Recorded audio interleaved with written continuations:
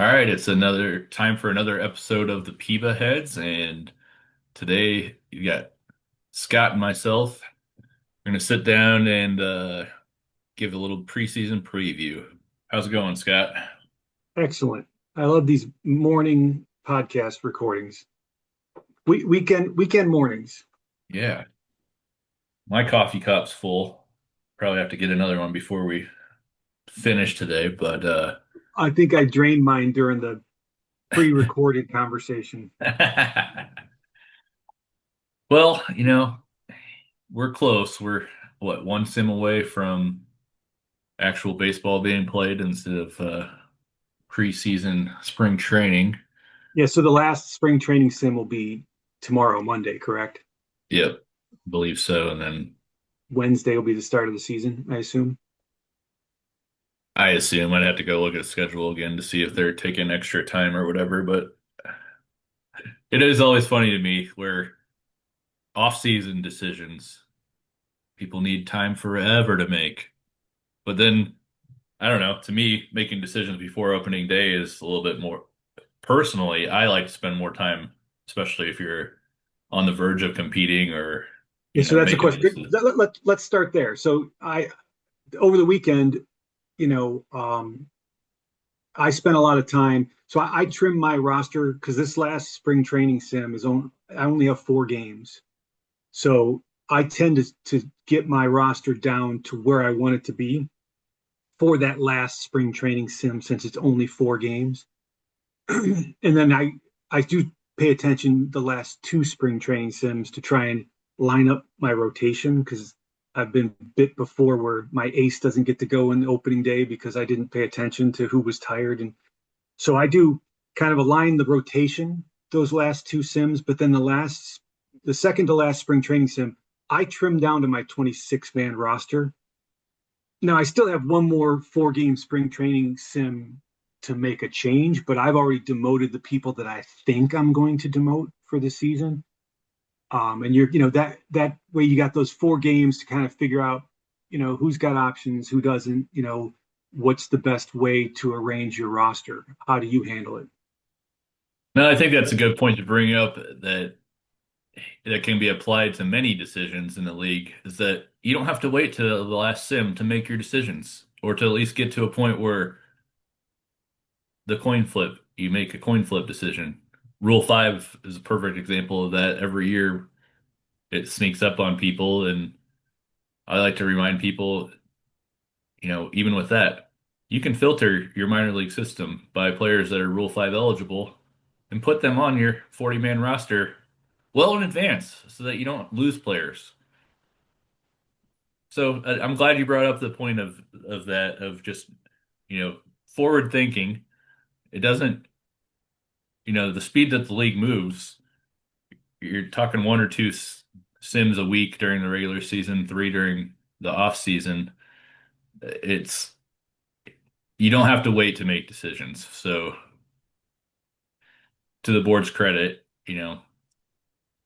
that's one area that glad that you brought up that point because I'm kind of similar with my team, especially on the aligning your rotation, making sure that your one and two guy are ready to go right at the beginning. And really for me, like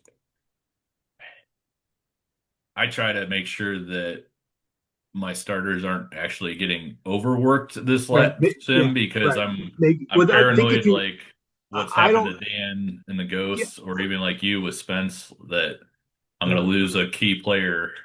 We could talk about Spence if you want, but I'm not. It's not going to be pretty. I've never seen a more injury-prone player in my history in PEBA. Like this, we talked about it either last sim or last podcast or the podcast before. The injury settings I think are relatively low in PEBA, and I like it. I appreciate it. It's a nice, slight change of pace from what I've been used to with other leagues. And having said that, I've got a player that has been injured like years in a row. Like if you count up his his injury time, it's like it's a very long time. It's like startling long. So his injury setting has to be the worst injury setting. anyone has ever seen. For him to be injured that much in a league like PEBA, I can't fathom it. Well, I'm sorry for bringing it up. Maybe I'll bring it up again at the end of the podcast and we can talk about his future. But Well, you know what I want to bring up before we start talking about the individual teams, and it kind of does segue into that. So media day, right? That's what you called it. Uh, what made you come up with it? I liked it. I read quite a few of them. I did not contribute, but I'm perfectly willing to contribute some of that about my team, like what my goal was going into the off season and what I think I accomplished and what I didn't. But that was a nice little addition to the league, I thought. What made you come up with it? I liked the questions that you came up with, and how did you think it went? it's something that the other league that I've been in for years, longer than this one, has done, and I helped come up with those questions and come up with doing that every year. And I thought, with the podcast, it's nice when we are able to talk to other teams, but everyone's schedule doesn't line up, and not everyone wants to write huge articles all the time doing preseason previews or recaps. And I thought this would be a way where people could tell everyone about their team and do it on their time and just kind of generate some more activity in a time of the season where there's really not anything going on. I mean, I know people will argue spring training's great, it's fun, it's all this and that, but really from a pure bones standpoint, great performance in spring. OTP developers have said it multiple times, has no bearing on future. There's no development increases from spring training games. The only thing that's happening there is that you're getting like learn a new position. That's a good way of getting guys reps. That does contribute. But It used to, and not so much anymore. So my yeah, question is on spring training. I always assumed, and I don't know this to be the case. I might try and find out, but the goal would be to knock the rust off, so to speak. the Like rust off is the big thing. you, Yeah. you want to. So what I've done in spring training, I always go with a 6-man rotation in spring training, always, because I don't want to overwork anybody. Now the game engine, I don't think you have to set pitch limits. I think the game engine is pretty good at the low pitch counts for starters in spring training. But I do like to make sure I have a very deep bullpen, and I do try to assign those people lots of setup guys, lots of middle relievers. Not just your typical two setup. And I try to have an increased number of pitchers so that there's more people to eat up the innings. And then I definitely pay attention to utility roles in making sure that no one's playing more than 4 games in a row with my starters, and then try and get at bats for people that are definitely going back to AAA, right? But hey, let's get them some at bats, even though you say that the research that you've done shows that there's no real development there. It just kind of makes me feel good that one of my on the cusp prospects is getting some at bats in spring training. Well, and you can see how they're performing against Major League and 4A competition, Yeah. essentially. So there's value in that. I just mean that, like, for your starters, it's almost like it's very hard to gauge the value, the risk versus the reward when it's like, I can lose this guy for an injury. He's not getting any development.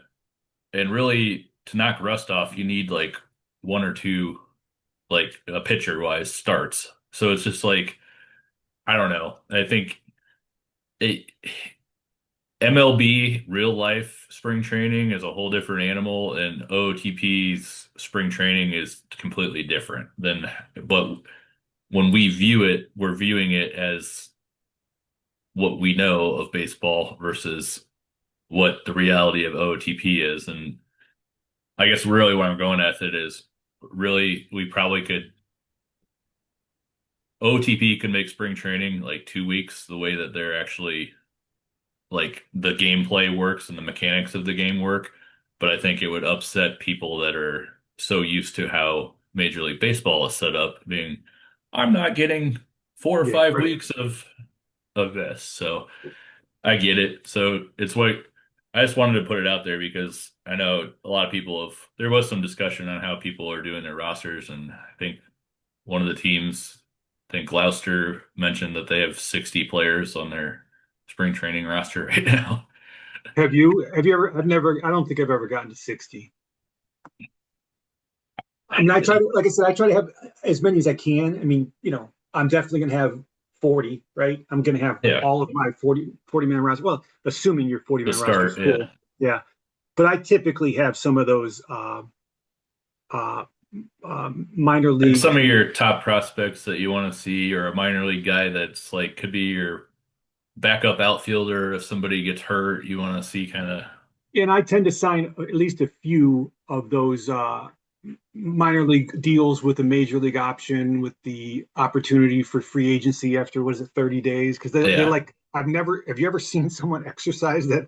I've never seen them say, I'm out of here. The So only I time I've usually, seen an exercise is when the dollar amount was really low and it just okay. didn't. But like if you're like if I've had if you've offered somebody like over a million, I haven't seen them really And I'll sign a few walk of out of those, that. yeah, to fill up my AAA team with some players that are going to be depth options for any unexpected situation. Not in, of course, that would be injury, of course, but also in case your team really, really sucks and you start trading with your players. Now you need someone to step up. Yeah.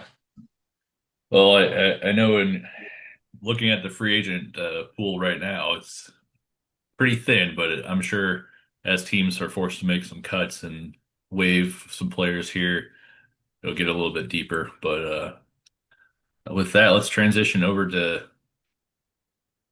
our preseason preview of the league, and we can do it at high level. Start off with maybe start off in the first top left. I'll share my screen with the league so they can see what we're looking at. Let's see.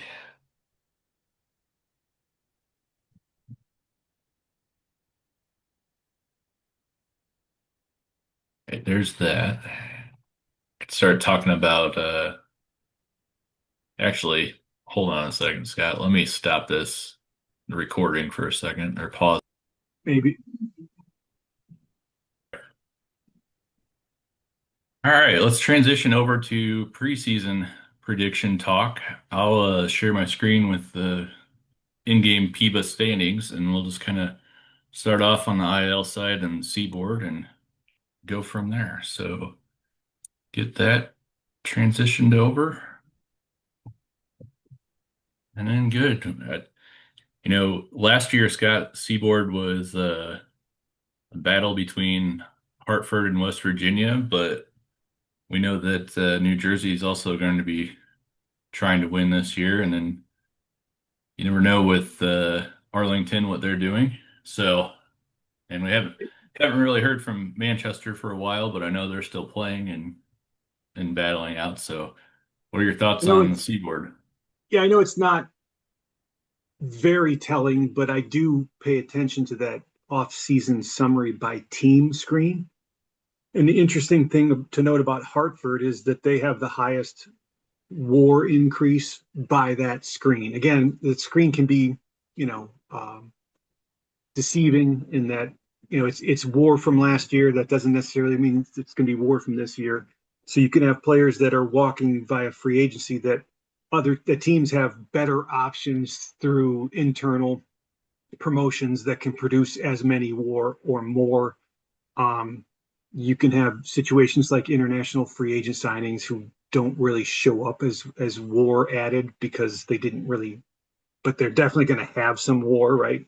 So not the Yep. greatest screen, but Hartford is showing a 5.2 increase in WAR. So of all the teams in the league, they are showing on that screen to have the highest increase in WAR. So normally I would think West Virginia, who has been competitive, like since that person probably came out of his mother's womb, uh, So I expect him to make a push.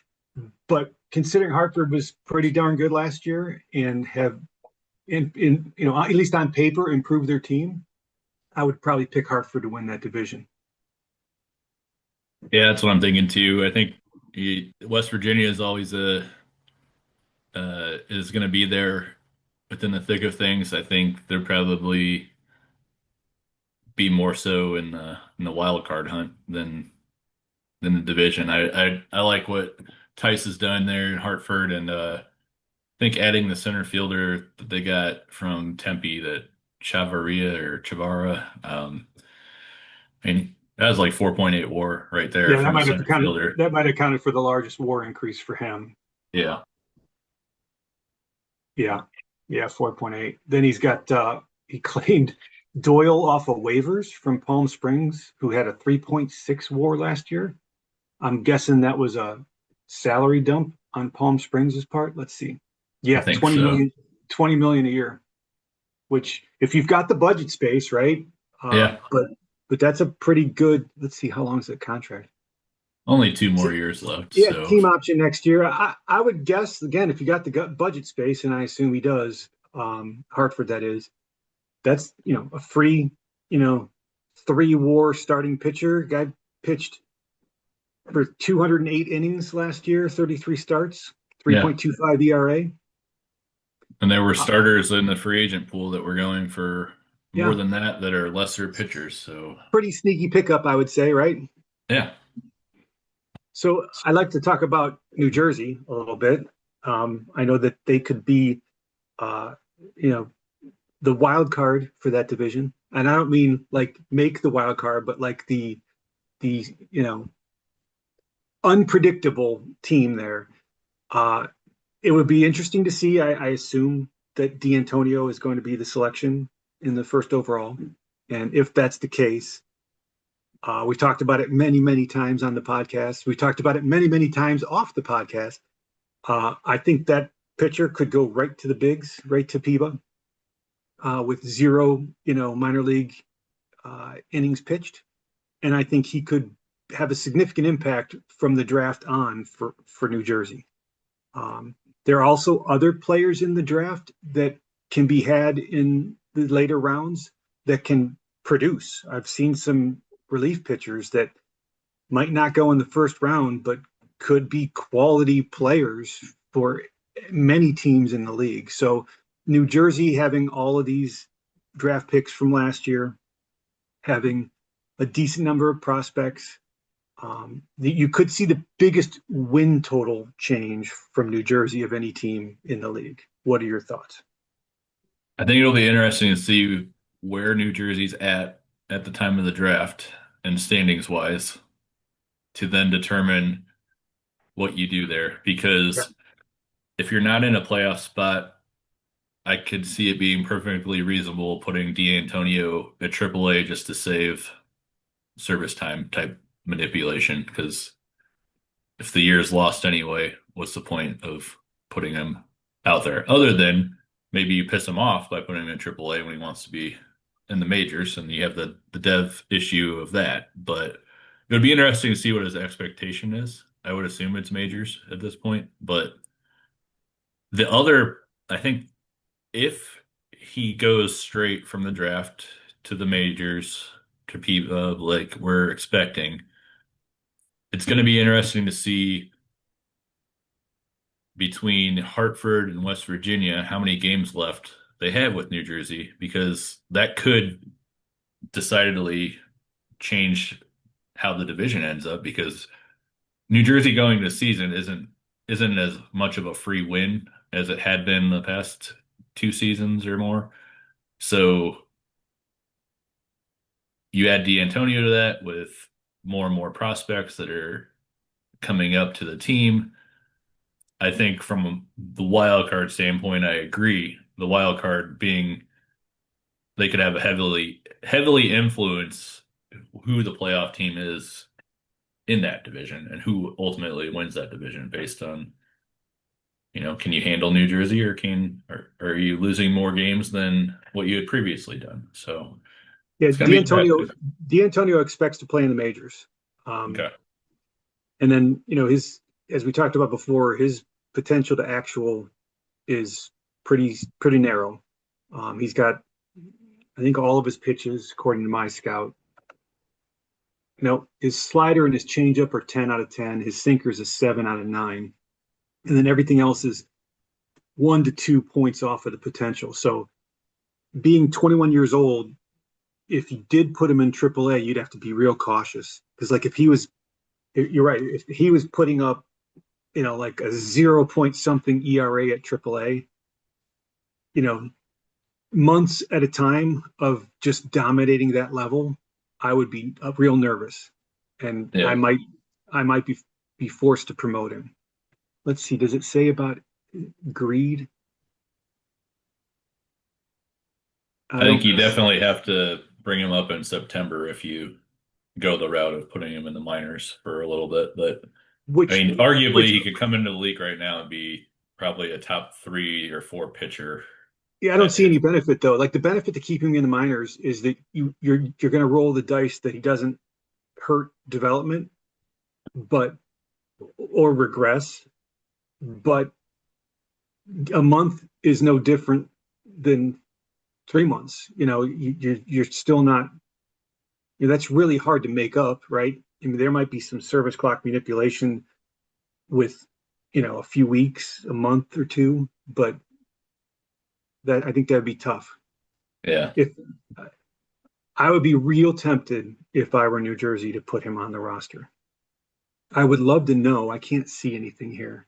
I guess the real quick, I mean, would you bring him up right away and then when you're out of it, send him down in September to save his arm from throwing extra innings that you don't need? That'd be That's one way of possible. trying to do it. Yeah, I'm not sure that the game engine has anything built into it for that. I've not seen anything from it. Now, I do know that the game engine does, like, I would limit his, with a 5 stamina and being 21 years old, I would 100% have a pitch count on him. Like, I don't want him pitching more than 100 innings or more than 100 pitches per game. But I would implement a pitch count. I think it's a wise move to implement pitch counts for young pitchers. But Well, with as far as innings pitched in a season, I'm not sure that there's some internal game risk there. yeah, we'll have to see. It'll be interesting to see how many college innings he gets because I know that's one thing I look at on a starter is how many innings they've already pitched in a season and make sure that you're not going too far over um, that. And So it this might is be their just me over analyzing it, but Yeah, they're currently in. So I got his page pulled up. So he's got 29 innings pitched, 29.2 innings pitched so far in 2044, and then he's projected to pitch 64 innings, 11 games started. yeah. So really in his college career, he's not getting stretched out very much if he's only That 5 yeah. stamina, and I know Michael has expressed some concern with that stamina because 5 is probably, the lowest you be comfortable with a starting pitcher. If he drops below that, I had a starting pitcher who pitched for me for many, many years with 4 stamina, but he was basically 180 to 190 innings pitched per season over a long career with me. He was a first round draft pick. Currently my AAA pitching coach, I think. But he definitely was notorious for a low stamina. So he was somewhat effective, but a 3, like, if that 5 drops below that, does DevLab have stamina increase? I think there's ways of doing it. There's How one I think with Winter Ball Winter does, Ball for right? sure does. Yeah. Yeah, I think that, look, this guy's an excellent I think candidate, he right? has to go. Yeah, Michael, I think has to make that a priority, but maybe next time when his schedule frees up, we can dive in on that topic with him, but Yeah, he's averaging 5.8 innings pitched per game, which is not it's not terrible, terrible. No. But but let's us, transition over to next division in the IL, the Dixie, which was had a lot of playoff teams last year, and looks like a lot of the teams, all let's see, all five of them made additions to their roster over the winter. So looks like it's going to be quite the battle again to see who emerges out of that. So I know there's been some discussion on Florida and the aging superstars, right? They're two hitters. And I do think, once you get into those middle 30 years, you can expect some drop off. But, these guys were what the two most dominant hitters in the league for a very, very long time. But I could see a drop slightly in production from those guys. But I still think, and I do agree, like Cleveland, definitely made some improvements this year. I think they'll be a better team. Let's see, they're actually listed as a net negative WAR of 0.5, so a half a WAR in that offseason summary by team. But they still made some additions through free agency, pretty aggressive in free agent signings, I thought. New Orleans was good last year. I expect them to be good again. Um, Not so sure about Kentucky and Charleston, but I would feel safe in predicting that Florida wins that division. I think one of the preseason predictions, I can't remember which one, had I think they had Cleveland winning that division, which I thought was funny or interesting. I don't. It's certainly possible. I just don't. I wouldn't bet on it. I would bet on Florida. Matter of fact, I think you could. If you made me bet, and I've never done the preseason or done the predictions thread that we have, I've never done any of it. But if you made me predict, I would say you could see a repeat of last year where Florida, Cleveland, and New Orleans make the playoffs out of that division. Certainly possible. Well, yeah, it's definitely gonna be interesting. I know uh, Cleveland made some nice moves. They also made some, I think, head scratcher moves, honestly.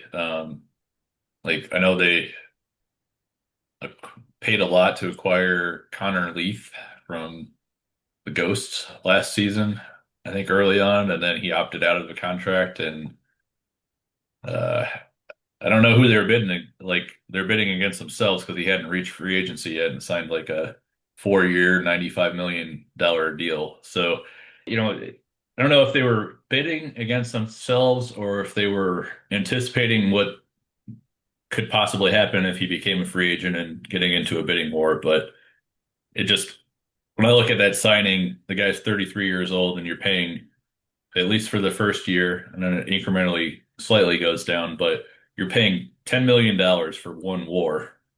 And that seems a bit high to me when you're getting a 33-year-old starting pitcher. But time will tell. We'll see. I thought, and on the opposite end of that, they did I thought, a pretty good signing in free agency with another starting pitcher, Dave Robertson, who put up a 2.4 WAR last season, and they signed him for 4 years, 29.5 million. So right there, it just showed like that's what the going rate was, and then you're paying way more. So time will tell. We'll see how it works out for them. They're obviously an improving team. They made some nice moves, and Aspinwall, don't forget Griff Aspinwall they got via trade, who's a yep, pretty darn good hitter. Um, I'm not sure about his defense at second base. I just don't know what Cleveland plans, where they plan on putting him. But I would worry that he'd give up too many runs on defense by playing him as a second baseman. yeah. I, Honestly, I don't know if they're. I'm hoping for their sake that they're just putting him there now, but like, yeah, I think you look at his career numbers at second base, he's not a second baseman, even though he rates as an eight. It just shows what the problem is with the rating scale because he doesn't have the range to be. He's really like a third baseman, first baseman type player. yeah, he was an original Zephyr. He was one of my players. I think international free agent signing.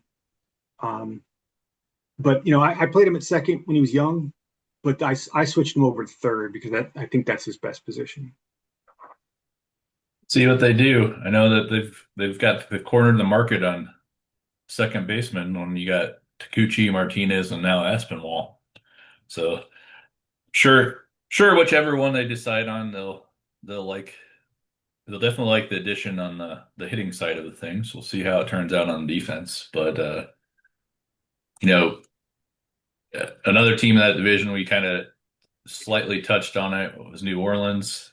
They've they were made the playoffs last year for the first time in quite some time.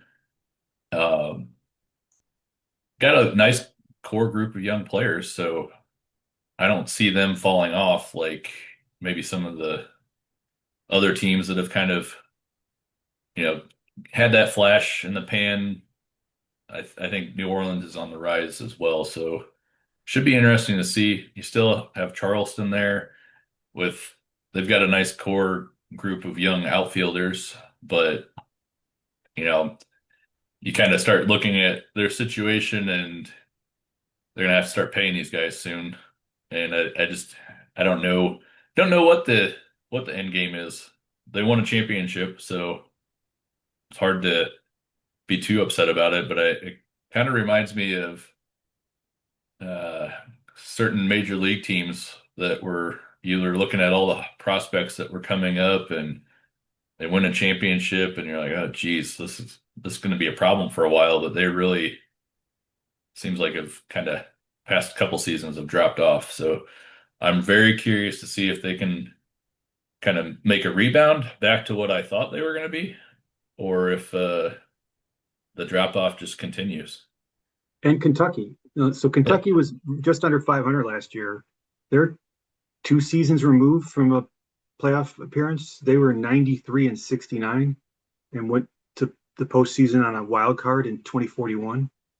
And their team is not it's not a terrible team. It's a pretty decent team. So I think all those teams combined make for a very interesting division, especially when you consider like will Florida be the dominant team that they've been like since the dawn of time. That is an Well, then interesting. I know Thad messaged me after I did my media day post and thought I was taking shots at Florida, and it's really no shot at Florida at all. What it is your division is improving. You have more with the new scheduling. We know that there are more division games, an equal amount of division games, or as equal as you can versus what it was before. So you're in a division where you're the big dog, and there are four other ones that are scratching at trying to be competitive, and they are trying to compete. It's not a knock on you. It's just that it's kind of like what we joked last year. It's exactly like last 100 year. So wins, yeah, like they're going to get around 100 wins. It's just I think it will probably be a little less because the teams have improved in their they went division, so they're they less went easy from wins. they went from 113 wins in 2042 to 104 wins in 2043. The joke that we did last preseason when we did this was like, they're only going to be a 100-win team. So like, is there another drop off of a few games in 2044? Maybe. And I'm not attributing the possibility of that happening to their team just getting worse. It could be, like you said, that there are other teams in their division that are improving, which makes wins just a little bit harder, even for the great teams. Right. And I mean, they've had last season, especially, they made an effort of acquiring multiple relief pitchers that tightened down their bullpen. It was pretty much locked down if they had the lead going into late innings. You did not want to, get into that bullpen. But they had so much depth that they were able to trade some of that to get more assets to kind of recoup for the assets that some of the assets that they lost when they acquired Hayakawa. And that's one thing we haven't talked about is just like, I think, and I've talked to Thad about this, like, he's very excited to have Hayakawa on his staff, which he should be. But, you know, okay, so it's like if he puts up 5.3 WAR like he did last year, comparatively to what you had the previous year as your number three, how much of a gain in WAR is that? I would say Yeah, probably but like two, maybe three, four that you gain there. But then you also have declining in production of Nop and Vito, which they're like still around six WAR players, which is great. But when at their peak, they're 12 WAR players. You're that balance is there. So to me, it's like I think realistically, they're probably around the same win total as they were last year, if not a little less, because the other teams have improved. And Hayakawa more so keeps them in that range rather than being even further down. Because if they didn't make the move for Hayakawa, I yeah, think they're even like Hayakawa like really helped stabilize a situation that was getting into an unknown for you because like when you really look at their team outside of the few old players, they have a lot of young players that there's questions about. You don't know what they look like they could produce very well, but you just don't know because they're young players. true. Their top three starters, though, are among the best in the league, like would be aces on almost any other team. So, you know, their rotation is going to be an extreme strong point for them. Again, I think you'd be a fool not to pick them to win the division. I think you'd be a fool not to guess or not to pick them to, make it to the league championship series, right? And for Um, sure, they're going to have those three guys for at least the next two seasons. And then that's when it becomes, is Hayakawa going to price himself out, or does Florida have enough young guys where you buy in and you start looking on their salary page and the young guys are going to start wanting to get paid too. So that'll be the kind of that defining moment of if you can continue reloading enough retooling where you can kind of trade away some of the guys that are getting expensive and keep the ones that you want. And people often say, or there's this mindset, oh, it's just so easy to be Florida because of what you're inheriting or whatever.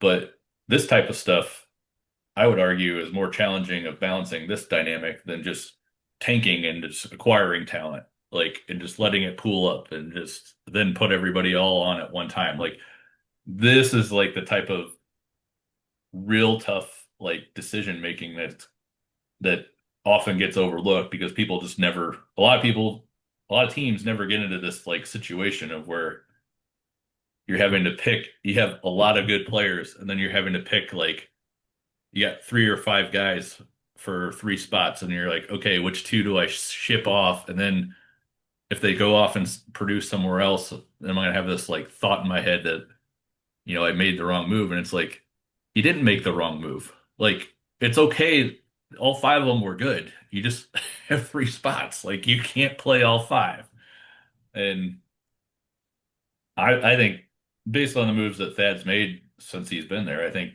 if as long as you can find the key is finding trade partners that are gonna, you know, they're gonna work with you, like and that are okay with both teams winning a deal versus, I think part of the problem when they had Roberts in the mix too of trying to trade one of the big three was like nobody wanted to pay what any of those guys were actually truly worth. And you're gonna and it's like how can you like who has the assets to act there's only a limited amount of teams that have the assets to do it, and if you're one of those teams it's like if I trade all of those guys for one player does it really make my franchise better? So I would argue this go around for those step that are still good but not Nop level and Roberts and Vito level.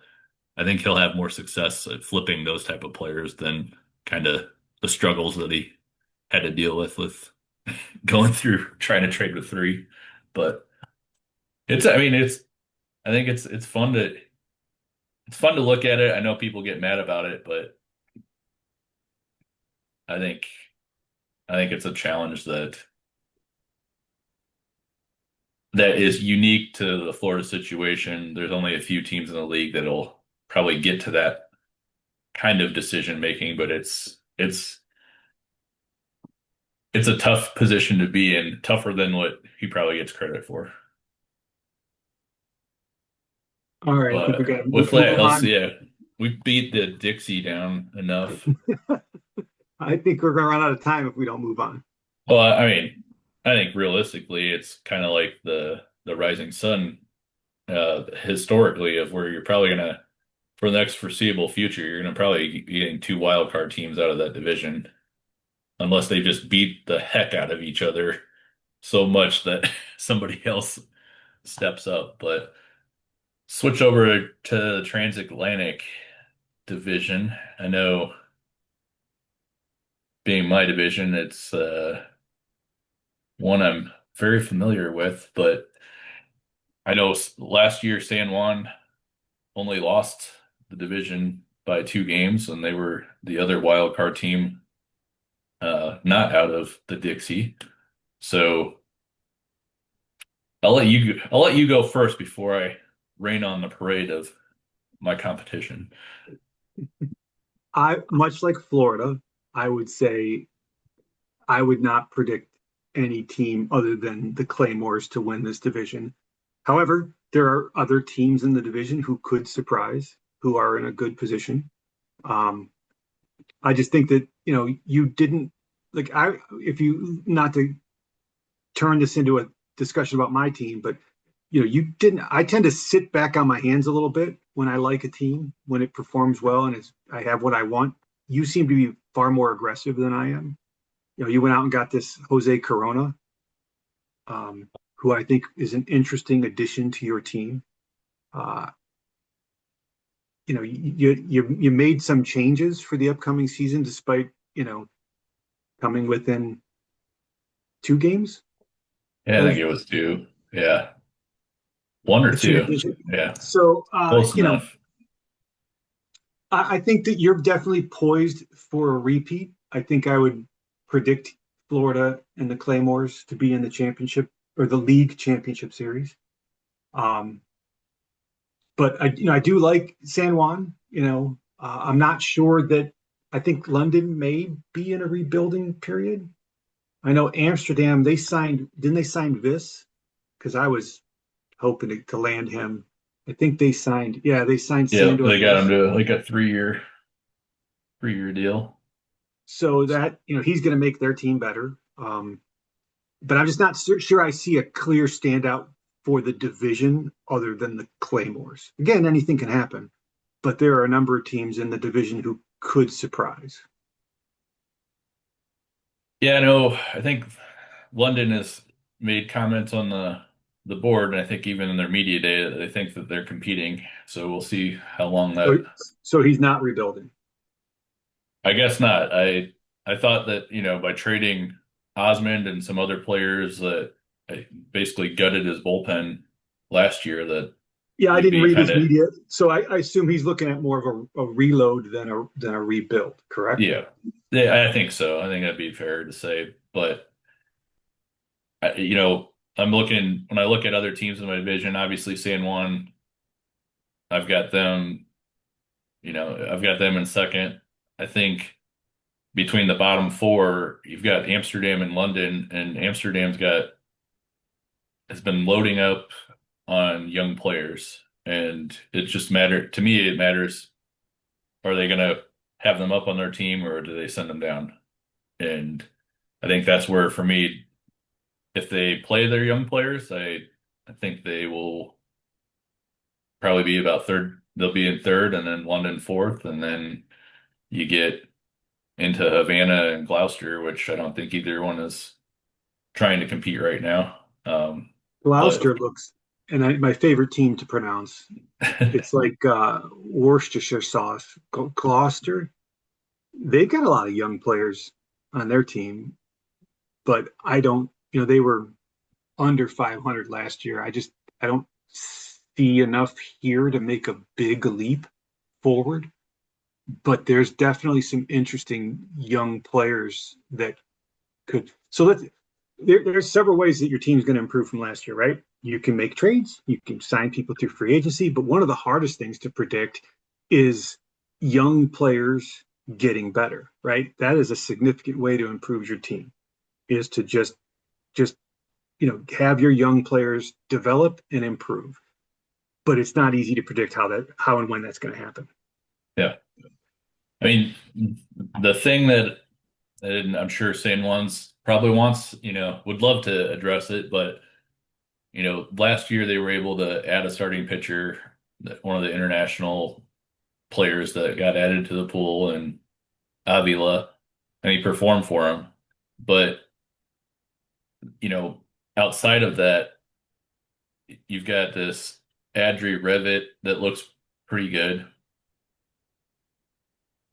What there's you kind of start going down the line through the rotation, and you're that's two out of the five, and then the rest is just it drops off significantly. So, they've got an elite back end of the game, Yakiyama, that's going to be a free agent if he's not re-signed after this season. So it'll be interesting to see kind of where they go, and at the deadline maybe what moves they make or don't make, to see if it kind of helps address some of the areas where they could get a little better. I mean, off season there's probably pretty limited on the starting pitching market on the free agent side of adding, and then there's I think only like really one or two big name pitchers that got traded that were quite the haul to get. So I'll be interested to see what they do there. They also have like this third baseman, and I think it was, yeah, 2 years ago, Timothy Abbey that got drafted. It'll be interesting to see if he makes the opening day roster or not, because he's a great player. Looks like, I mean, to me, he looks like he could play right now, but it'll be interesting to see if he makes their roster, because had a pretty good offense last year, and I think he brings a dynamic to their team that wasn't there before. So we'll see how it goes, but I still think the Claymores are the team to beat in this division. And I mean, to your point, like, I viewed the offseason as a way to address weaknesses. I think I did that by adding Bob Moore from the Ghosts. I added Ray Lamb as a outfield bat that'll be starting primarily against right-handed pitching. And then, like as you mentioned, Corona, and with Corona, Lamb, and Nakamoto, there's three speed guys in front of that can get on base in front of the power in my lineup. So I fully expect to continue limiting runs scored, but also scoring more than what I did last year. And I think it's going to be a hard combination for the division to, overcome. But enough about the Claymores. We can switch over to Better your league. side of the league, the SL, and the Great Lakes. I know Duluth surprised a lot of teams last year by their performance, and I know Crystal Lake's still there, and then you've got Yeah, it was one game difference. I just looked it up. So Crystal Lake won the division, but Duluth was one game back in second place. Then if you go to that off-season summary screen, Duluth was fourth most WAR increased, again, according to this screen that you could take with a grain of salt. And then Crystal Lake was right behind them with a 1.8 WAR increase in the offseason. So both teams were trying to improve, and they were neck and neck last season. So it will make for a very interesting season for those two. If you made me choose, I probably would pick Duluth to win the division this year, but clearly they battled it out last year, and I would expect them to battle it out again this year. I'm leaning Duluth as well. When I look at their pitching staff comparatively to Crystal Lake, I think there's just a night and day difference there, and high level talent on the Duluth side versus what Crystal Lake has. And I think that over the long season, that'll become even more apparent. So we'll see if I'm right or wrong. But I mean, Crystal Lake still has good offense, still got some high end talent there, and they were able to lock uh, our favorite Carl Burrow up for a long term deal. So I don't think they're going anywhere. Wendell Guinea is one of the best hitters in the SL, so it's definitely they've got guys that can carry their offense. I'm just concerned about their pitching, so we'll see how that goes. But I mean, you've got I just the other teams in the division. When I look at them, I don't think they're ready to compete, and I think especially Fargo. I think just got hammered by the version change because they had a lot of power hitters that they're just not the same type of team that they looked like they could have been. So So far we haven't been able to declare with certainty a rebuilding team. Would we be able to say Kalamazoo? I mean, they lost 118 games last year. You I might be think right. so. The last I talked Could that to be the first declared rebuilding team so far in this podcast? And it seems like nobody wants to rebuild, right? Everybody's trying to win. nobody wants to say it, and I don't know why it's so negative. Like I know Jaime when I spoke with Jaime last, and I think he's fine with me saying is that they're looking at this next season as probably another season of loading up before they try again to be competitive. So I don't think that that's any secret based on, like you said, how many games you have won next year. It's hard to go from being at that level to being a playoff competitor because normally when you're losing that many games, there's a lot of pieces to fill. And then the last team that we haven't talked about in that division is Madison, who you and I have talked about before, maybe should be in a rebuild. I just think that Ken is just so competitive that I don't think he can. Um, but what do you think he's going to do this year? Because again, you want to talk about a competitive person. There's certain GMs in this league that strike me as much more competitive than others. Ken is the kind of guy that I think he's one of those guys who hates losing more than he likes winning, I would guess. Yeah. I what's interesting is he's got a prospect. It's not on a spring training roster, Lorenzo Moreno, and it's like I feel like he's half in, half out with these guys. And if you're trying to win, I don't know how Moreno isn't like a part of that because that guy was probably arguably your best, definitely best hitter against right-handers. And he's still not up.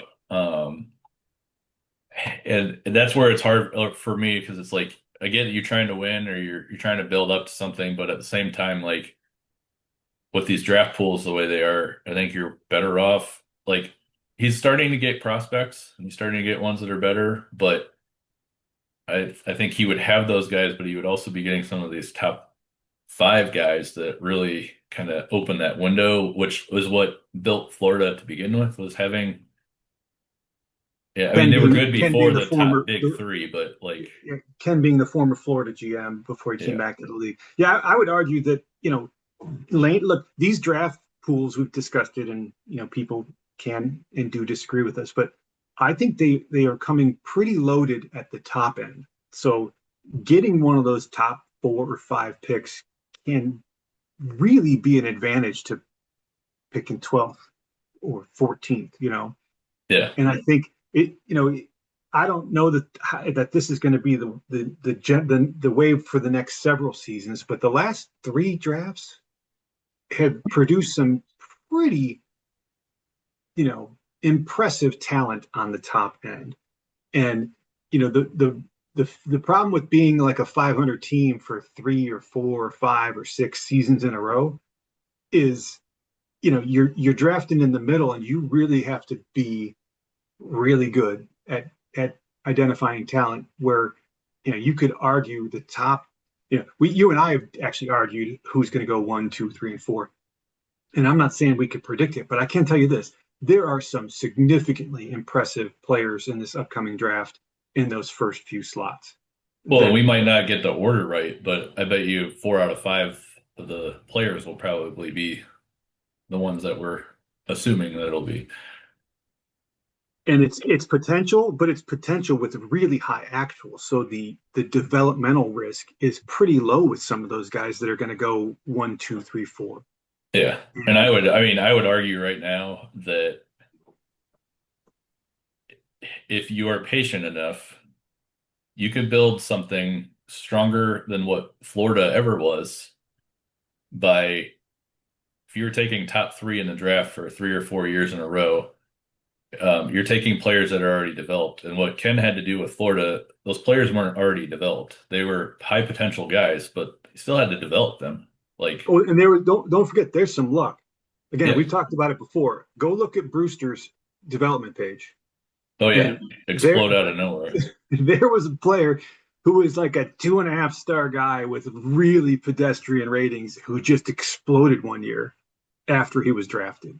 So yeah, that's luck. That doesn't happen, because you knew it was going to happen. That's something you can't predict. Well, and if you're drafting in the middle of the draft year after year, you're going to have to be ridiculously lucky Yes. to hit Well, on.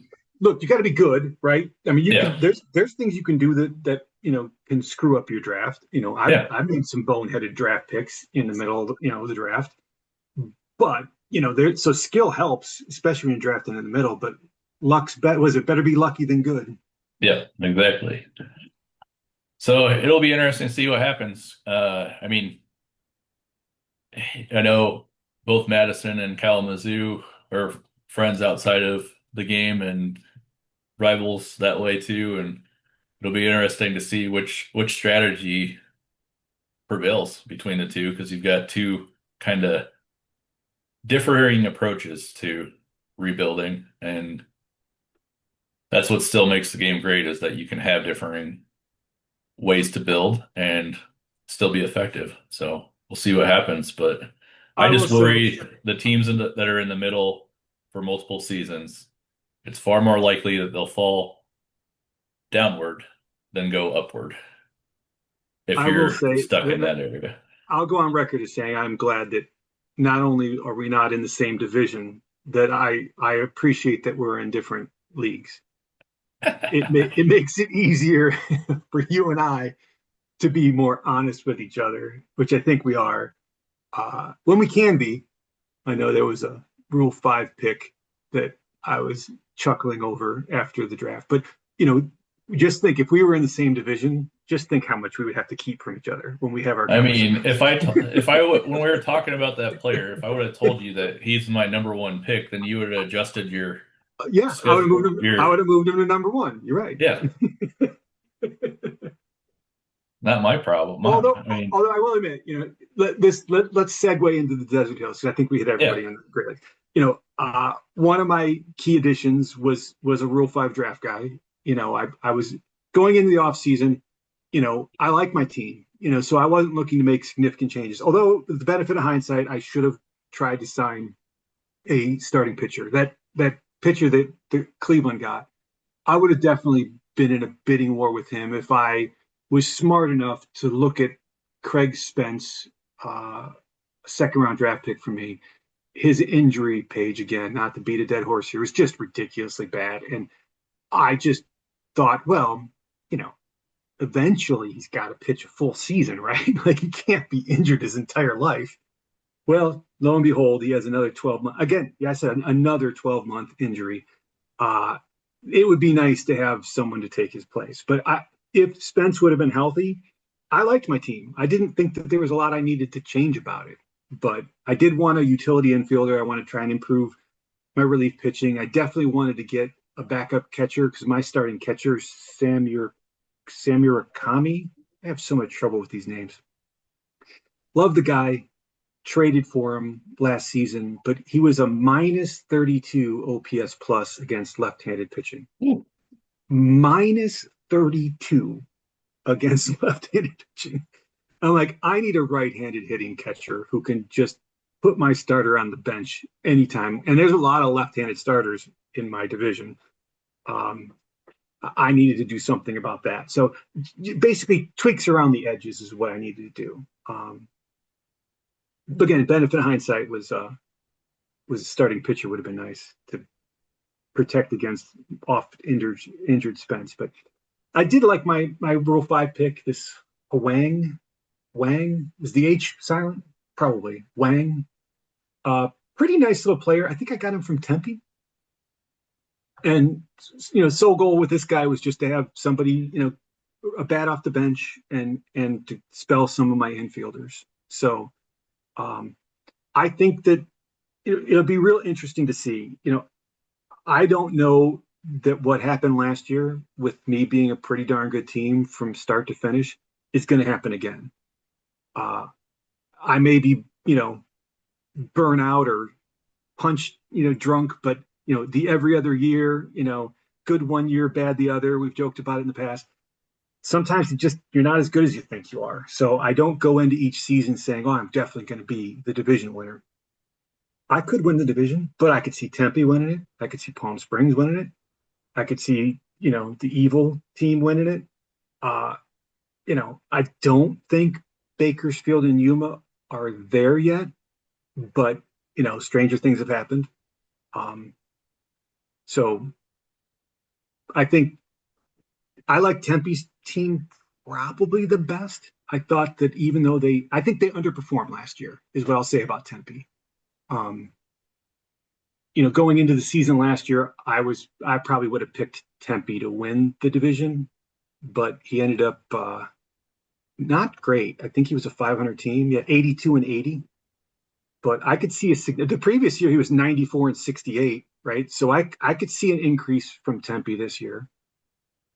Obviously, Aurora, with their deep pockets, finally, spending money where they haven't necessarily in the past. We'll see how that works out. The big one is the stolen base changes. I was looking at it again. Remember, we're going to go from so the stolen base success percentage in game is going from 0.778 to 1.300. So that's like a 60 plus percent, between a 60 and 70% increase in success rate for the league. So you look at your players, you could see a 60% increase in stolen bases from some of these people up to, right? Um, I don't know how that's going to impact runs scored. It will be interesting to see. But at the end of the day, I think the Desert Hills is a little bit like, you know, um, was it Dixie? What's Florida's?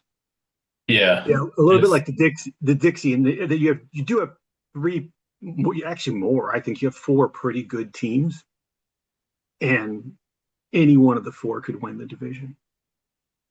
yeah, and the one And thing that stood out for me in like the preseason predictions, and I know people will say, "Oh, it's preseason predictions, it doesn't matter."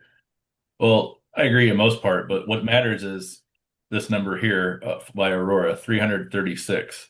I believe last year they had like 270 successful stolen base attempts. That bumps up about 60 on the predictions. That could be even higher once you have everyday lineups entered. and But to your and a point, GM it's and a GM who likes to run. Like yeah, I think we can safe to say that Aurora likes to run, and yeah. they're gonna So they're gonna run.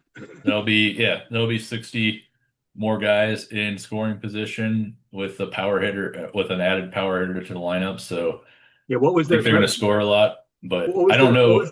what was their home run total last year? I don't want to I I don't think want it was to. around it's around what it was projected at for this year. I think they were like in the low 90s and they're projected at the low 90s. So I could I see would be that surprised. ticking I'd up be a bit. surprised. Yeah, they're going to have more. I think they're going to have more than 90 home runs.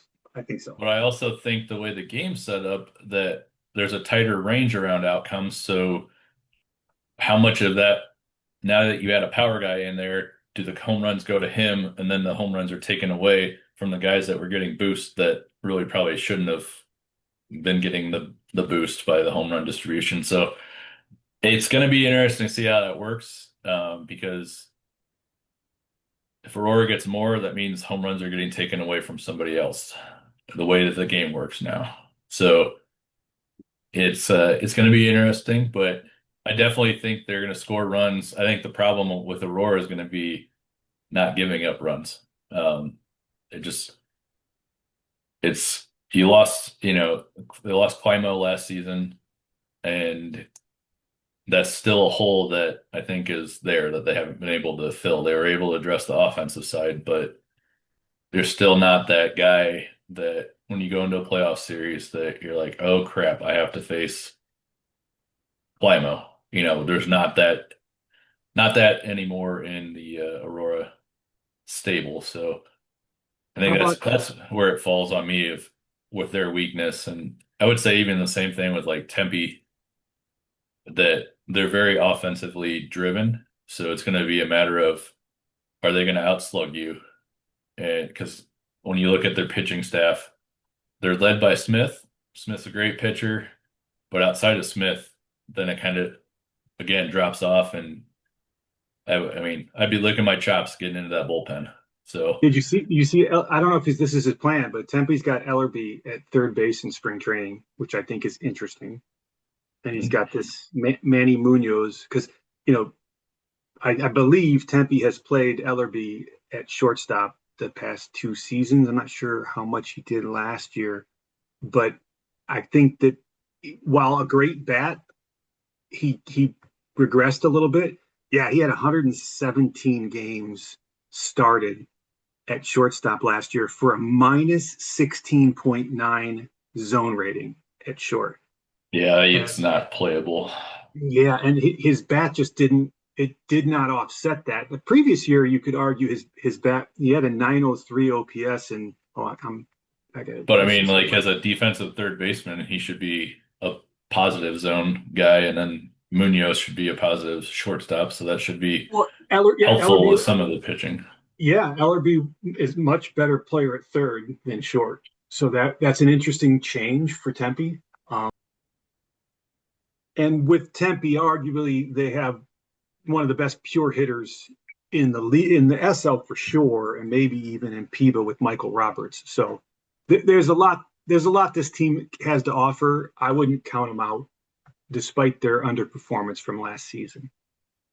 Yeah, they have a lot of hitters that I think underperformed outside of Roberts last year. With like for example, John Reeves, I think could ultimately become one of the better power hitters in the SL. So he only hit 14 home runs last year. I think that number ticks up, and with some of the changes that you had mentioned with, you know, Bob Ellerby and then the addition of Manny Munoz, I think that shores up some of the weaknesses that they had. So yeah, I see it as like a four-team race, but I know, we haven't touched too much on Palm Springs yet. I think they're one of the younger teams in the league that is growing, so it's going to be interesting to just kind of see if they're able to take that next step or if it's, another build up year to what they possibly could become. Because I know when I look at their starting rotation, they've got three starters that look pretty darn good, and they're all under the age of 26 with Parker Wagner. You've got this Takashi Yamamoto and Gerardo Diaz heading that rotation. So when I look at that, I definitely think playoff wise and season long wise, if those three guys stay healthy, that kind of puts them in a position of being right there for a wild card or possibly even taking being a division threat this year. Yeah, I asked Palm Springs when he traded. I do keep track of Aspinwall. Again, he was originally a Zephyr. Traded him to the Hitmen in that infamous giant deal that was burst on one of our drunken podcasts. Um, but when he traded him, I'm like, are you rebuilding? And he's like, no, no. So I think it's just a retooling effort on their part. Um, but they traded away, they lost and traded away some key players.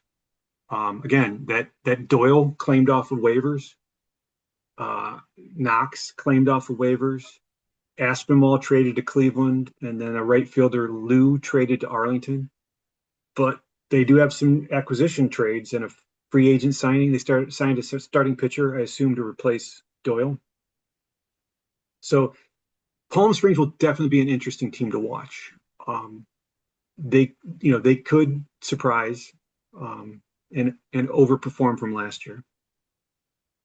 Well, and I think on the hitting side too, they've got some guys that kind of they're young, so the performance just might have not have gotten to the level that what they ultimately could become. So if they couple guys get some, you know, increases the production there with the pitching side, then they become a threat where it's like kind of like San Juan, where come trade deadline time, are you adding to that, or what to make a run, or instead of like the past couple of seasons, they've been one of the teams shipping assets off to acquire more young players. So should be interesting to see what happens there with Palm Springs, and I guess this would be one of the first podcasts that we get to call them the Taquitos.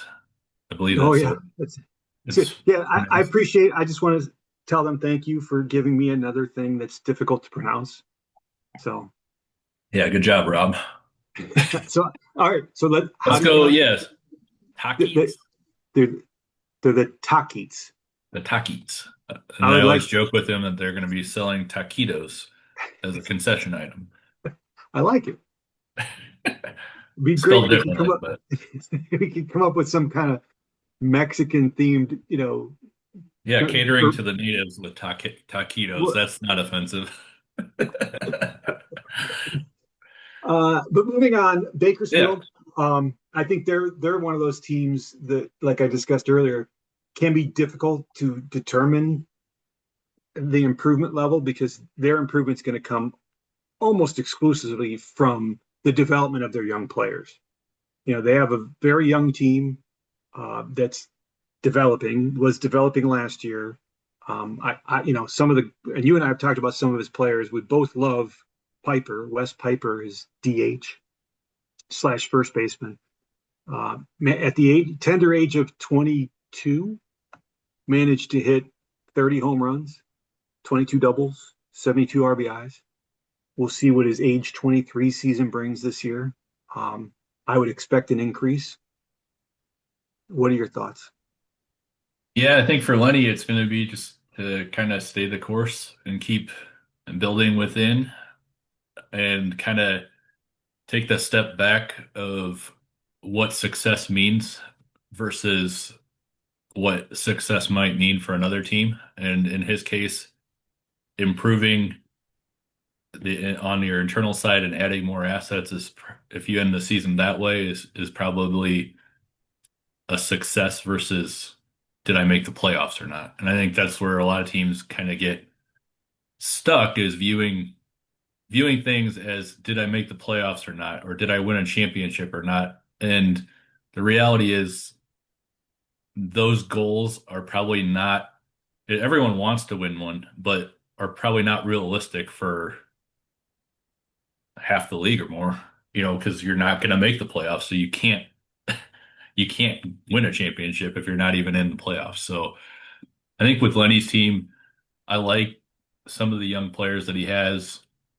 He's going to be picking at the top of the draft or towards the top of the draft again this upcoming draft. So they'll have the opportunity to add some more there. I think the big thing is going to be building and adding pieces to the team that he already has. And what I mean by that is you've got young core players. There are ways to add veterans that are going to provide that are cheaper, that are going to provide depth or provide coverage in a position that you're weak at, that help you get to that next level while your other young players are still developing and maybe not even at the PEBA level yet. So navigating that process is going to be a challenge, but it should be one that, if viewed through the right lens, can be fun because you're looking at value in ways that other teams might not be looking at it. And when you're looking at things through a different lens than a majority of teams, you can sometimes find really good diamonds in a rough. Or I'm sure guys that you've had through Reno through the years where people are like, I don't remember this player, but you remember them because they they provided something that you needed at that time, and it might not be they're not Hall of Famers, but I mean I know Hall of Fame is sore subject for you with one of your players, but the one I forget his name off the top of my head, but you'll know the single season home run record Steve holder, Boyer. Boyer. Yeah. Steve So Boyer. I mean, guys like that stay with you for a long time, and it's not that Steve Boyer is a marginal player by any means, but it's a guy like you could add someone in Rule 5 that other people don't. I mean, you're getting them in Rule 5, so it's like obviously the value on them, they're being not valued by enough to be protected by, that team, but they could be a guy that stabilizes a position for you that has been a troublesome one in the past. So waivers, I'm sure that if Well, Lenny, another thing you and I have talked about, which I think is very interesting for someone like Bakersfield and Lenny, is he's picking seventh overall in the draft this year.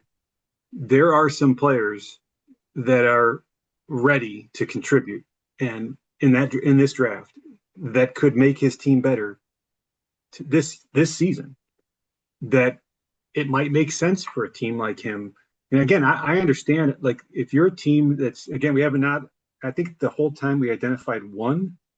I think we could probably say in our final division, we could probably pick another one that we could, but I think there's only two teams, although maybe maybe Yuma Corendon. probably just So, because so you don't three know. teams that we could identify as, like, would those GMs declare that their goal this year is not to win it and make the playoffs and win the championship, the Rodriguez Cup, right? I'm not sure we could pick more than three teams who would admit that. But if Lenny's goal is to win as many games as he can, I'm guessing that is his goal. He was 70 and 92 last year, finished in sixth place, 21 games out of first place. Um, he's been fifth and sixth since he had a fourth position in 2038, but from 2036 through 2043, he's basically finished fifth and sixth in the division.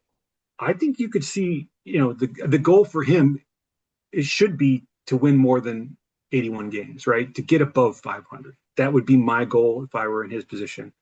Um, and he could do that with a well-timed first round draft pick of someone who may not be the best, highest potential, but someone who can actually contribute to winning this year from the draft. And he's got a very, I would say, unique ballpark comparatively to a majority of the league. That's very You think? cavernous, very pitcher friendly. So So so let's talk about park factors for Bakersfield. Average overall 8.869. Uh, Even worse, average versus if you're a left-handed batter, you're 0.851. For home runs, he's 0.891, and then coincidentally right-handed home runs are 0.880. So, doubles, he's got 1.009 on doubles and 1.156 on triples. So speed and doubles hitters are something he should be coveting, and pitching, right? Like, this might be one of the most pitcher park, and we've discussed it in the past, but he's one of the most pitcher friendly parks in the league. yeah, and I know when we've talked to him about it, he's definitely well aware of it. So it's more so Lenny, not for you here, but for the rest of the league of what your park is. But yeah, I mean, it'll be interesting. I mean, he's got some pieces. I don't think his current center fielder is, for me, probably not a long-term option at center field. He's more of a corner guy, but you know, that doesn't mean he doesn't have value.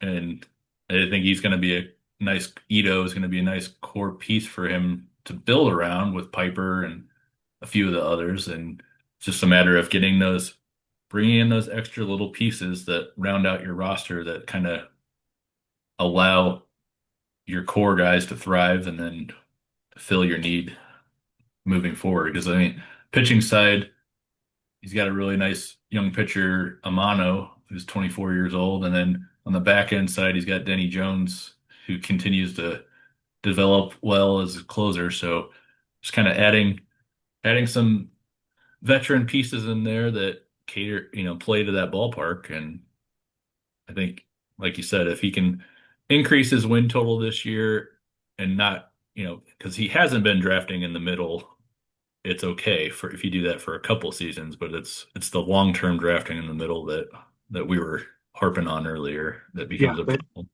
yeah. And then Yuma, they were 74 and 88 last year. I just don't see they got a lot of young players, but I just don't see enough development from these guys happening to make a significant increase or challenge for the division. I would be stunned if Aurora won the division this year. Well, Yuma, it's like anytime they get Did a I say young, Aurora? Did I say yeah, Aurora? you just said I meant Aurora, but I yeah, meant Yuma. I meant Yuma. yeah. But with Bob, it's like in Yuma, it's like anytime they get a young player, they seem to ship them off away to accumulate more assets, and at some point you kind of have to stop Yeah, shipping players off and let the assets perform. So it'll be interesting to see if, how long they keep this Honma starting pitcher. He looks young and pretty good, but he's fed up right now. And then, you know, on the offensive side, they had a couple pieces that look intriguing that they could hopefully start building around and kind of let's see what happens with. But you gotta keep the assets to compete. So all right, and we got one division left with the Rising Sun, but we were running out of time today. So thank you for all the Rising Sun GMs have listened to this point, but you'll just have to figure your division out for yourselves. fine. See you next time.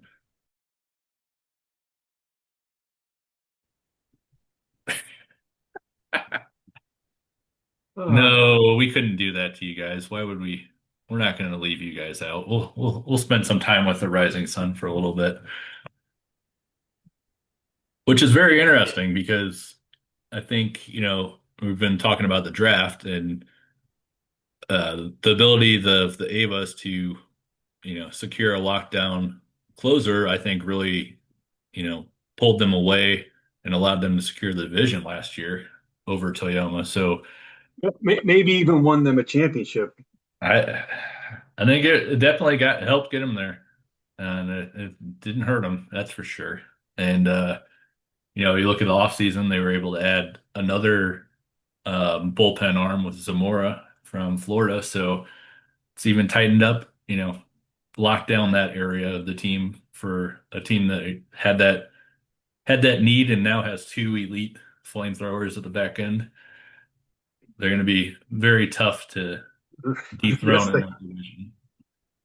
yes But I they know are. there's at least three teams in that division that are trying to dethrone them, and Yeah, I Toyoma's see. always, To start at the bottom, Okinawa lost 101 games last year, and I would argue that their goal should be to get the number one overall draft pick because it doesn't seem like there's a lot of people vying for that goal, at least at this point of the season. yeah. Well, and I mean, I don't think it's something to like. I know some people, it's like, oh, I don't want to openly say I'm not trying to win. There's not a problem with not trying to win. Like This it's year, being realistic about yeah, what your situation is and yeah. what's in the draft. I mean, By not winning this year, you could win. You could put yourself in a better position to win next year or the next year or the one after that. yeah. And I don't think it would be. I don't think Matt would be. I'm not saying that he is like this, but I don't think. I think he's looking realistically at. He's got a good draft spot for this upcoming draft, and when you look at it, what he's got now, he's got a lot of young prospects that are 2 or 3 years away. So I don't see him. I don't think it would be a bad thing for him to just kind of Third highest. minor league system ranking. In order: Amsterdam one, Madison two, Okinawa three. So And a lot of his top prospects are kind of in that 18 to 20 range, so they're going to be yeah, right. You're a right. couple That's a very good seasons point. off. Like, so if he had a bunch of 23-year-old top prospects, then you could argue maybe he should try to win this season, right? But if your best prospects are on the young end, your goal should be to acquire talent through the draft or international free agency, or trades that can complement those guys who are of a similar age. Yeah. And, I think the move he made by trading his starting pitcher away off to Florida was a move that both teams walked away feeling good about. They got what they needed.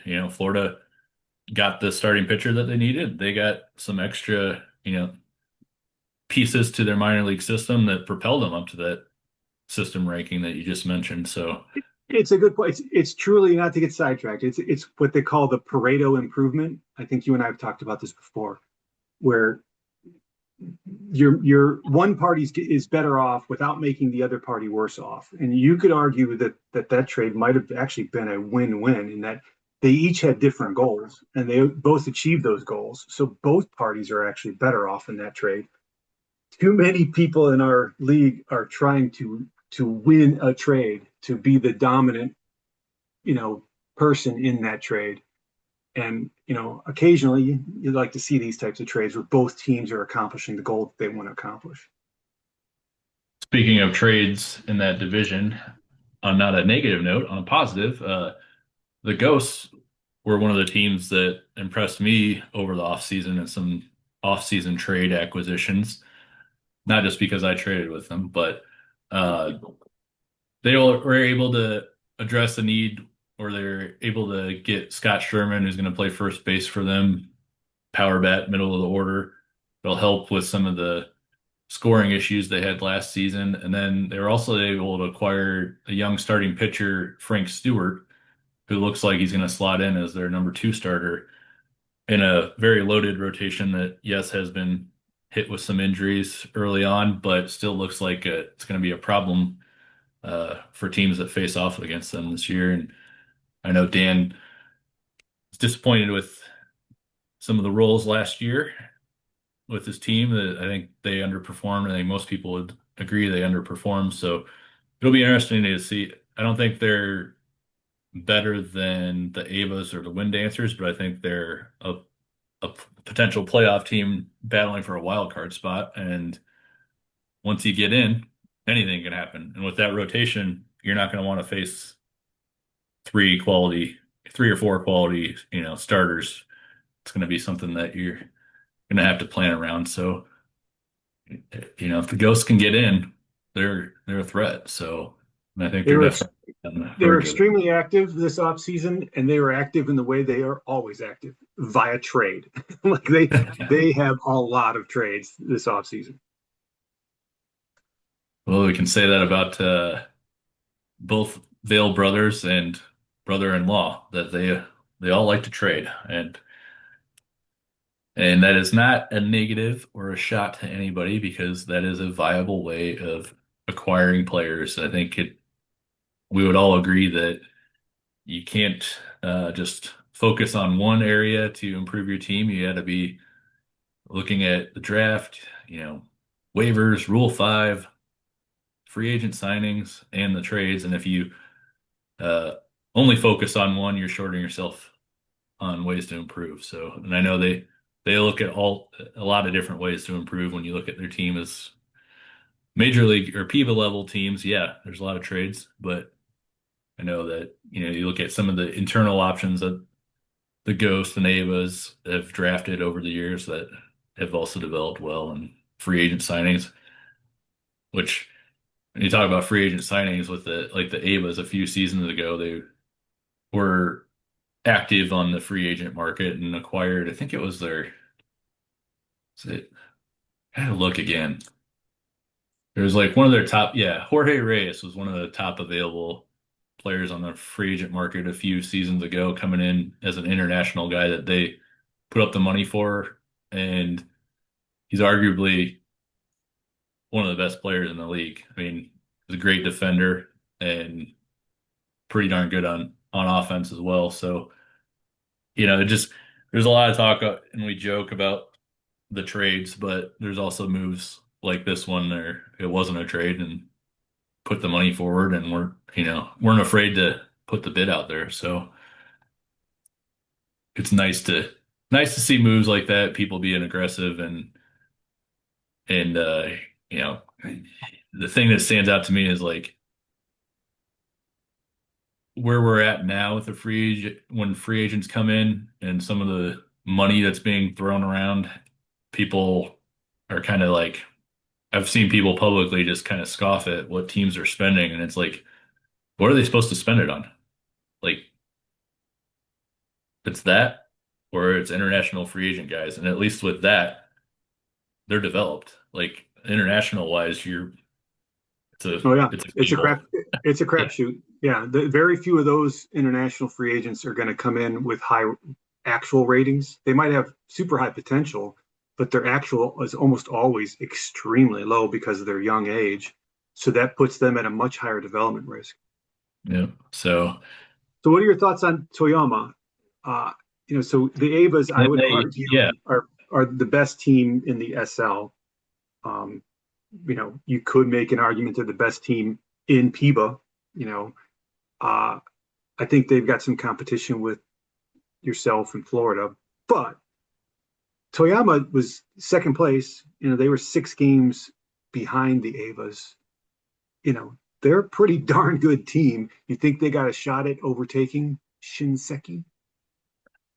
I think they have a shot, but I think ultimately that what puts Shinseki over the top is their pitching. I think is arguably a step above Toyoma's.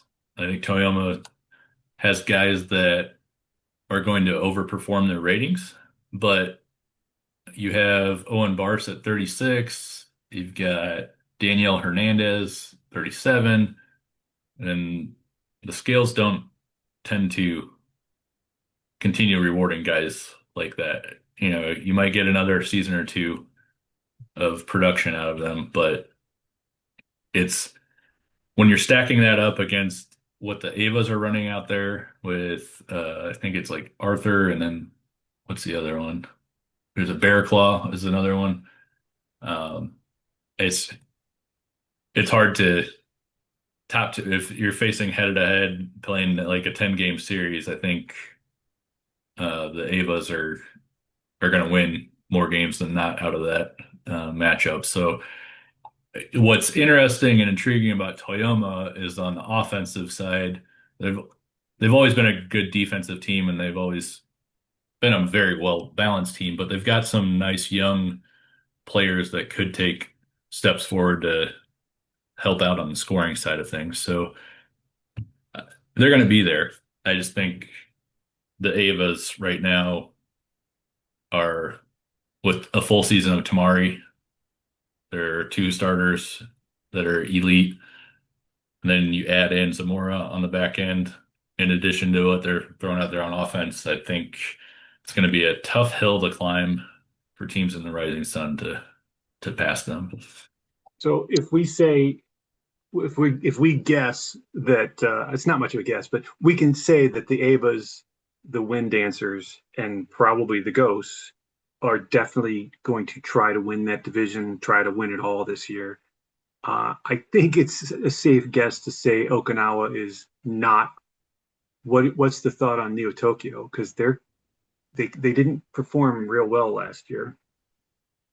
I Um, I they they I were struggle to talk too much about them because honestly, since I've been in this league, it seems like it's been like I've been told that Neo Tokyo used to be this great team that was competing all the time, but since I've been in the league, they've been the fifth place team in that division like in, almost every year. in 2031, 104 wins. 2032, 104 wins. 2033, 102 wins. So It's like they've never so they've never won it all in PEBA, but they won a championship in the LRS twice. But yeah, they had a stretch of one, two, three, four, five postseason performances inside of 6 seasons. They had a good run from 28 to 33. It looks like this year is going to be another one of the ones of not trying because they've got a guy at AAA right now, Ben Corbett, that looks well ready to produce and is not on the spring training roster. So He at was least, he was the guy that we thought Lenny should pick. yeah, he was one of the ones that we thought Lenny should pick.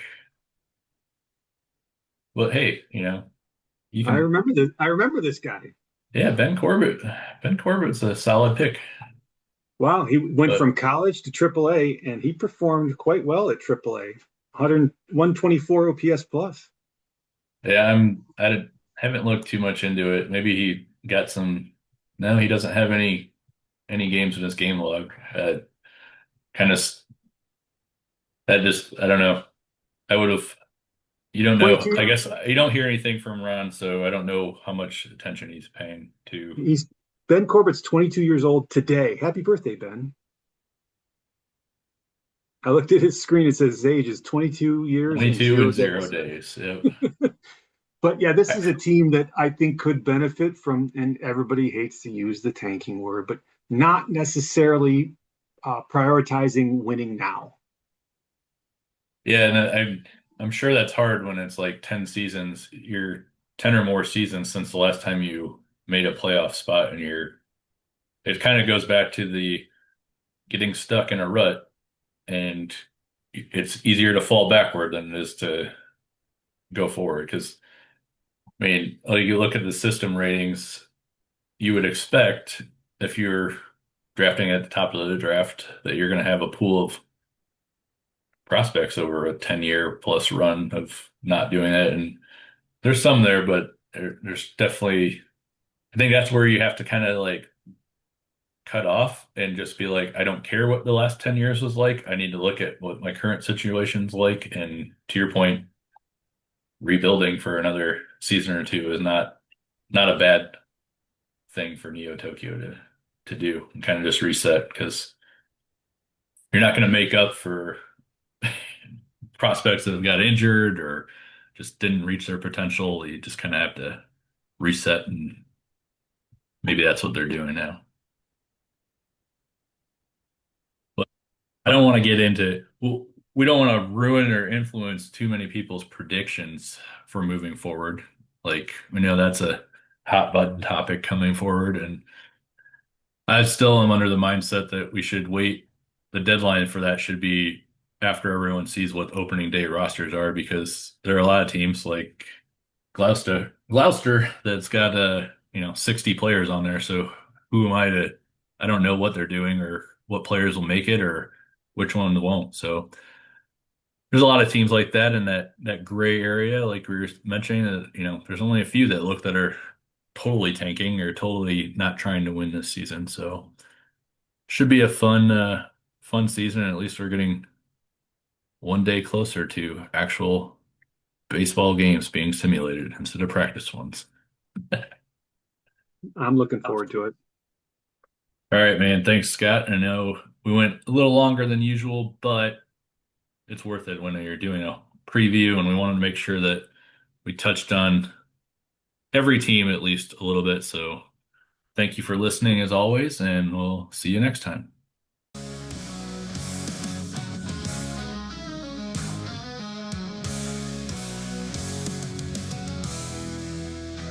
From the lakes of Duluth to Havana's warm breeze, Reno's desert lights glow where the crowds ever free. Shinsaki's wars with the bats held high. Yuma Sandlot dreams touch the wide open sky. Palm Springs breathes the heat where the sun always shines. 32 teams united, crossing every line. From the dirt to the diamond, we're chasing the call. The roar of the fans, yeah, we're giving our all. From the dirt to the diamond, we're chasing the call. The roar of the fans, yeah, we're giving our all. Swing for the stars in the PEBA game. Global fire, every city's aflame. From the crack of the bat to the roar of the fight. Planetary extreme, we're igniting the night. Oh, oh, oh, PEBA's the name, PEBA's the name. Oh, oh, oh, we're changing the game. The Scottish Vipers cheer as the bases are run. New Orleans rhythm swings till the battle is won. Tempe's rolling the dice with the fastball surprise. Toyota's precision lights up in our eyes. Now she's hard and strong where the dust meets the dream. Florida's golden fields where the champions gleam. From the dirt to the diamond, we're chasing the call. The roar of the fans, yeah, we're giving our all. From the dirt to the diamond, we're chasing the call. The roar of the fans, yeah, we're giving our all. Swing for the stars in the PEBA game. Global fire, every city's aflame. From the crack of the bat to the roar of the fight. Planetary extreme, we're igniting the night. Oh, oh, oh, PEBA's the name. Oh, oh, oh, we're changing the game. 32 dreams, one world, one fight.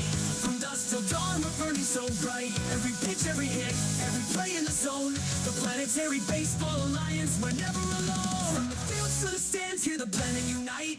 PEBA's the spark and we're taking flight. Swing for the stars in the PEBA game. Global fire, every city's aflame. From the crack of the bat to the roar of the fight. Planetary extreme, we're igniting the night.